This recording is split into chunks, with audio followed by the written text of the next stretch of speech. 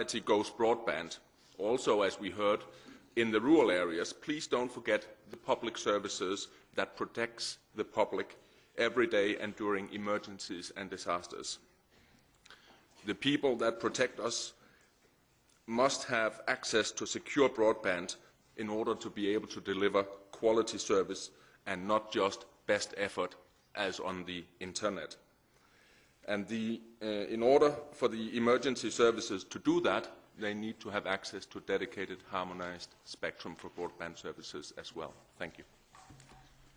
Thank you very much. Still time for... Yeah, well, I think then it's a time for... Yeah.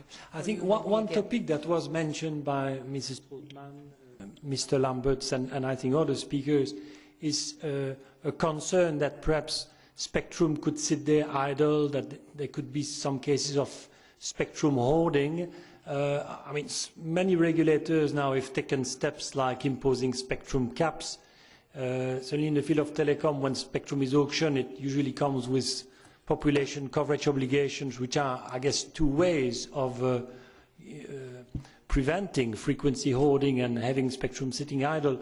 But are there opinions in the room with regard to what else should be done to avoid such a situation where spectrum sits idle for unreasonably long periods of time?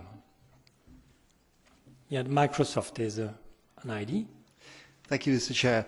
Yes, if we go back to the concept of a database, the idea is that the spectrum can be allocated not on a month or years worth of negotiations, but simply perhaps even on a minute-by-minute basis. Thank you.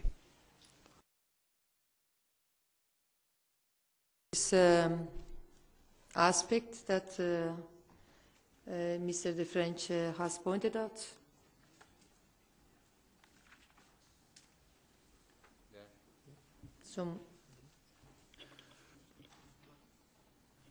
On that particular subject, in terms of the Federation of Communication Services in the UK, we have talked about guaranteed access to spectrum on fair and reasonable terms, in the same way as people have access to the electricity networks or the fixed telecoms networks. If people have got spectrum and they're not using it, then there could be a regulatory obligation for them to grant access to any third party on fair and reasonable terms. Thank you. Since you've got the floor, it's perhaps a pet subject that is of interest to just myself, but I think other people might be also interested in. You are representing an organisation that provides radio technologies to the energy sector in the UK. Could you explain how and why the development of green energy sources, such as windmills or solar panels, I don't know there is much sun in the UK, is fostering, I mean, creates need for more radio communication. Right, thank you. Yes, perhaps it's easy to think of the example of, say, wind generation. A lot of wind generation occurs in areas where there isn't a large population, and therefore there isn't a lot of electricity infrastructure, and that energy then has to be conveyed back into the network where it can be used. But the networks can't always accept all of that energy, so we put restrictions on the amount of renewable energy in remote parts of the UK. If we can have better control of those networks, then perhaps we can enable more of that energy to be delivered when it's needed. And when we talk about new technologies such as heat pumps or electric vehicles, the networks cannot cope with all of those types of technologies on the timescales with which we have to introduce them to meet our energy efficiency obligations. The only way we can do it is by using ICT in order to better control that renewable energy and have discretionary demand on the networks as well. Thank you. Yes, Nigel Hickson. Yes, thank you very much, Mr. Chairman. Nigel Hickson, UK authorities. As we seem to be flagging here slightly, let me try and be controversial. Never accused of that. One of the initial comments, one of the initial discussion points, was how far we've gone as member states in the EU framework review. Did we get it right? Did we go far enough? We had a Commission proposal. We had a very instructive proposals from the European Parliament as well. Council, perhaps we were too timid, and we ended up with a solution. And that's the solution we've got, and we're very glad that part of that solution that we had at the end of last year involves this summit and involves the production of a radio spectrum policy programme. But I think one thing that we've got to ask ourselves is, do we need to be more radical in this? And I was struck by one comment earlier about who owns this spectrum. Who owns spectrum? Because I think it's rather an interesting point. Because if truly it is us as governments that own spectrum, or the whole international community, then indeed you could say perhaps it ought never to be traded. Perhaps each decision on each bit of spectrum you have to ask some higher authority. But surely we're not in that situation.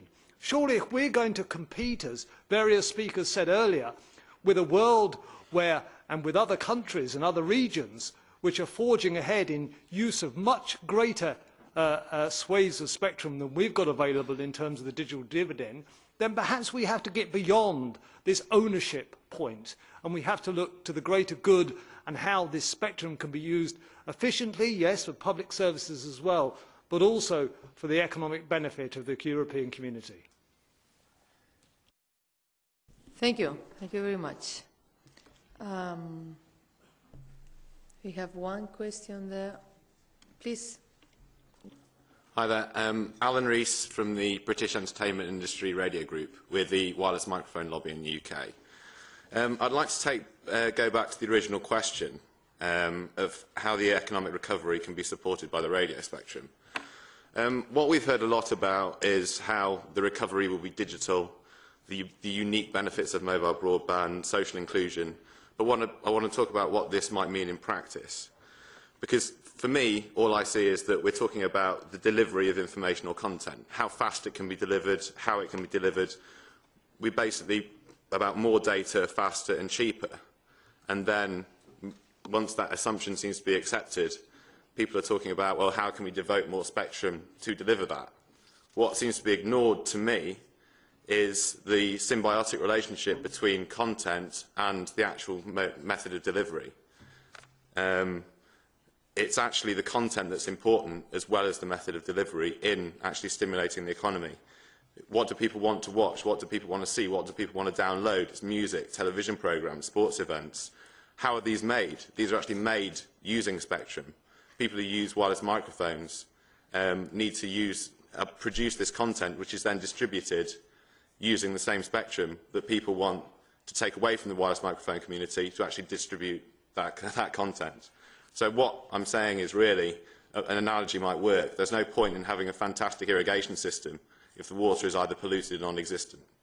And in respect of cognitive devices, we think that they will pollute the water and make it difficult for people to produce content. And I think what I'm saying overall is that there needs to be spectrum for these devices that actually make that production of content possible. There needs to be security of tenure, there needs to be enough, and it needs to be interference-free. Thank you very much. We have time for more questions, no more than that, but please. Thank you. Peter Moray from the European Utilities Telecom Council. We're a trade association that examines the way utilities use ICT to deliver services to all of us. As our animator prompted a discussion on green energy, I would just like to reinforce what we see as the challenges facing particularly the electricity sector as we develop what's commonly becoming known as the smart grid. I think we all understand the objectives of being set for the smart grid by 2020. I think the industry recognises that every energy company in Europe faces the same challenges in delivering the smart grid. It will involve probably most companies talking and communicating with hundreds of thousands of locations within their network. The ICT solutions that can support those are relatively common across Europe, and I think this is a unique opportunity to enable common solutions to deliver economical and timely solutions in industry.